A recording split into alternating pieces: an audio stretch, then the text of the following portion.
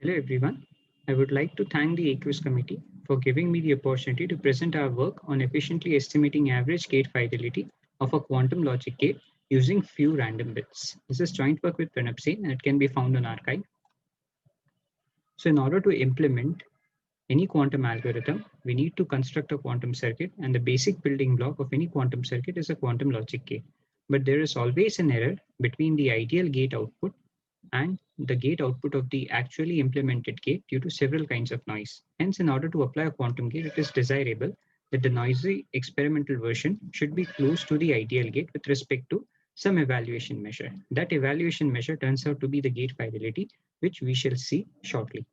Now, as a start, what one does is first runs the noisy experimental version of the gate, first in the forward direction, and then in order to see what is the effect of noise, run the same in the backward direction. If this back and forth running turns out to be identity quantum superoperator or identity quantum operation, then one can be sure that the gate is noiseless. But this is far from reality.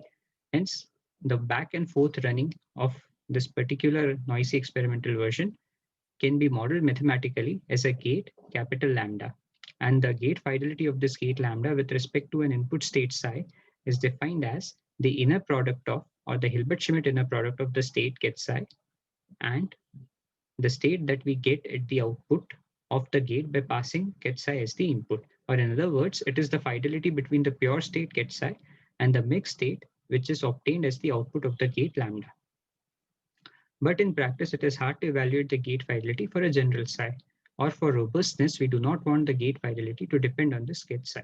So a standard practice is to replace this psi with a psi chosen randomly according to some measure and take the average with respect to that same measure. So this leads to the definition of average gate fidelity, which is nothing but the integration with respect to the measure according to which the state psi is chosen of the gate fidelity. Now the gate fidelity is a random variable. So you would like to estimate the average gate fidelity and use it as a figure of merit of the underlying gate that we want to implement experimentally. So the basic procedure calls on for first of all creating the random state get psi. And traditionally, the measure that was used to create the state get psi was Houdini steady measure or the Haar measure, which is nothing but a uniform measure of a set of all possible pure states. So we start by a fixed state get 0, apply a Haar random unity to it. So now the state get psi is V times get 0. This is a Haar random state. Now pass the state through the gate lambda. And since now we want to take the inner product with respect to the state get psi, it is equivalent to first conjugating the resultant output state of gate lambda with respect to the unitary operator V dagger, and then measuring in get 0 bra 0 and I minus get 0 bra 0 basis. And the outcome I is the estimate of the fidelity. But just one single run of this basic procedure doesn't give us a strong hold on how good our estimate of the fidelity was. So we take inspiration from the Monte Carlo algorithms and we repeat the basic procedure several times. And in each run of the basic procedure, we choose an independent Haar random unitary and then take the empirical average of the success or the number of zeros as an estimate of the average gate fidelity. So the problem is essentially just estimating the mean of a particular random variable. And here the random variable is the gate fidelity. Okay. Now, the basic process of the naive algorithm is extremely costly because there are several runs of the algorithm in which we want to sample a Haar random unitary independently. And this is computationally very expensive, and the number of random bits required are also exponential in the number of qubits of the underlying system. So, in order to save on the number of random bits, previous works replace these Haar random unitaries by a unitary chosen uniformly from an approximate and efficiently constructible unitary 2 design. And then they repeated the same process several times independently.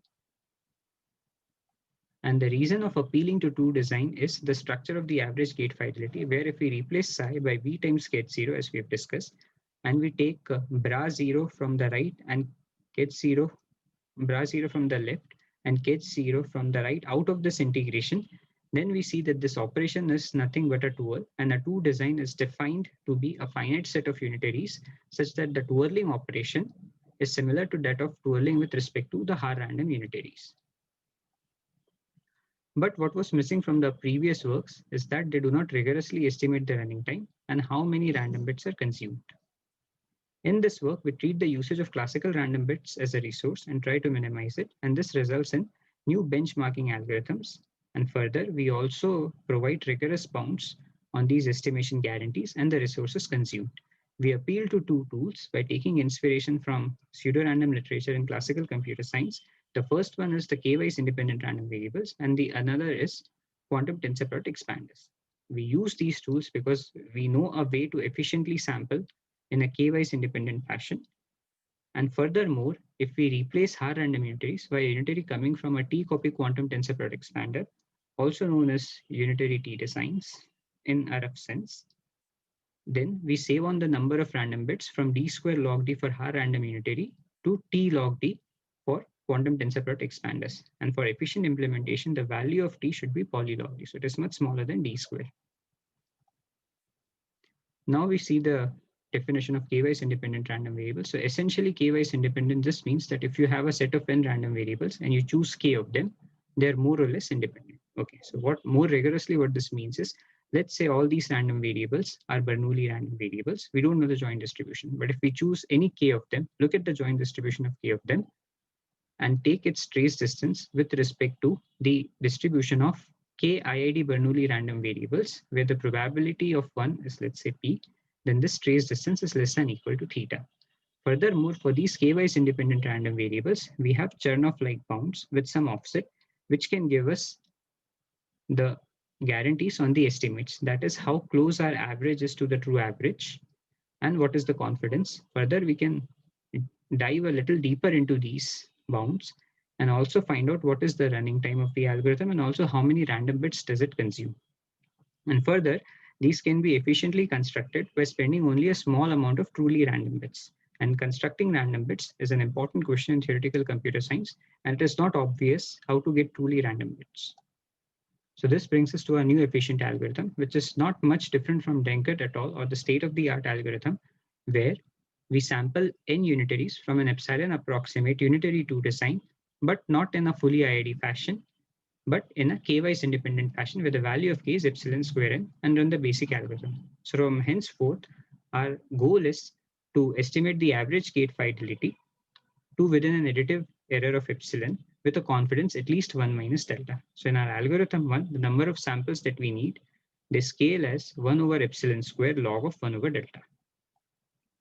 Now, for the rest of our algorithms, we need to look at another tool, which is quantum tensor plot expanders. So they are classic quantum analogs of classical expander graphs, where if the degree of the classical expander graph is S, here we have a set of little s number of unitary operators, each d by d.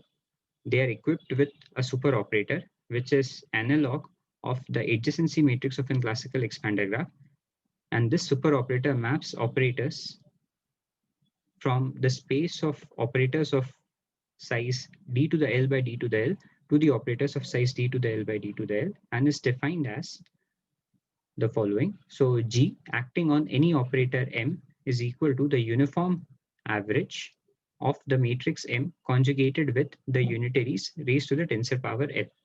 And these expander graphs can be analyzed, or these quantum tensor plot expander can be analyzed by defining their second largest singular value, just as in the case of classical expander graphs.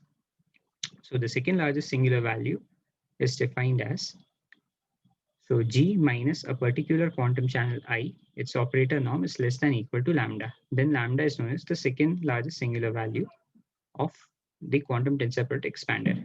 And this quantum channel I of M is nothing but the Haar average of M conjugated with the unitary raised to the tensor power L chosen with respect to Haar measure.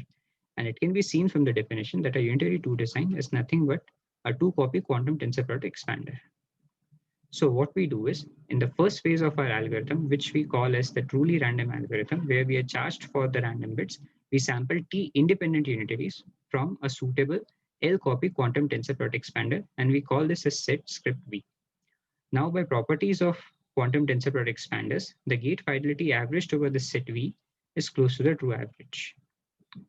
Then, in the next step, we create a sequence of n unitaries in an epsilon square n-wise independent fashion, run the basic algorithm to obtain theta approximate p-biased random variables, apply a suitable Chernoff form to get the estimation guarantees. Further, we combine these two steps by triangle inequality and get the final estimate on the average gate fidelity and the confidence in the estimation process. So these can be summarized as the following. So in our new estimation algorithm 2, we just need to sample one unitary from a 4-copy quantum tensor plot expander. Then we shall create n copies of this unitary and then run the basic algorithm. So here we save on the step 2, where we use a pseudo random generator. So we even save on the running time here. Then in the algorithm 3, we need to run both the steps. So in the first step, we'll sample a small number of unitaries in an independent fashion from a 4L quantum tensor plot expander, then use these unitaries, pass them through a pseudo-random generator to get n epsilon square n wise independent unitaries, and then run the basic algorithm. So the major difference is that our algorithm 2, although it is quickest, it works only for a certain value of the parameter d, which is the dimension of the unitary or the dimension of the underlying Hilbert space. So if it is bigger than a certain threshold, then we have the estimate to within an additive error of epsilon with a confidence at least 1 minus delta. And here we can compare our 3 algorithms. So for our algorithm 1, which was very similar to Denkert et al., we need to work with entire 2 design, which has cardinality d by epsilon. Then for our algorithm 2, all we need to do is just sample one unitary from a 4 quantum tensor plot expander, and the cardinality is also small. It is of the order d. And in our algorithm 3, we need to sample a small, which is epsilon to the minus d number of independent unitaries in the phase 1. In phase 2, for algorithm 1 and 3, we have to create epsilon square n-wise independent samples, whereas no such thing is required in algorithm 2, making it the fastest. And then we run the basic algorithm with these n unitaries. And when we compare the cost, all our algorithms are much better than the state of the art. In our algorithm 1, we save on by a prefactor of 1 by epsilon square when we compare it with the state of the art. Algorithm 2 is indeed the quickest, and if the value of d is above a certain threshold, then we can actually implement it on a 32-qubit NISQ quantum computer. And even our algorithm 3 is faster and cheaper than the state of the art by a prefactor of 1 over d. So to conclude, we have come up with 3 new algorithms without using any ancilla to estimate the average gate fidelity of a quantum logic gate by using much fewer random bits than the state of the art. And each of our algorithms have unique features that, depending upon experimental limitations and the desired parameters, makes one of them more suitable over the other. And in future, we would really like to implement our algorithm 2 on a NISQ computer and see if we can use it for more meaningful implementations and applications. Thank you. If you have any comments, suggestions, and doubts, please feel free to send to any of us over email.